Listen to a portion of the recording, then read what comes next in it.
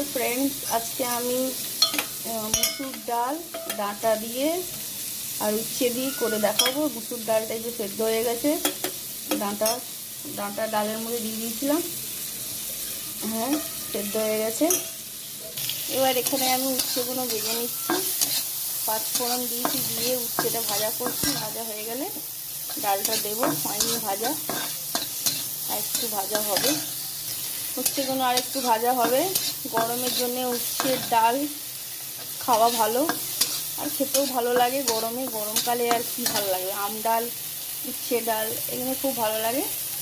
তার জন্য উচ্ছের ডাল বানাচ্ছি, মুসুরি ডাল দিয়ে, মুসুর ডাল ডাঁটা উচ্ছে দিয়ে। ট্রাই করে দেখবেন, ভালো লাগবে। ভালো লাগলে লাইক শেয়ার সাবস্ক্রাইব করে দেবেন। উচ্ছেটা আর একটু হবে, বেশ লাল লাল একটু ভাজা হবে। এখানে হয়ে গেছে উচ্ছেটা ভাজা। এবার আমি ডালটা দিয়ে দেবো।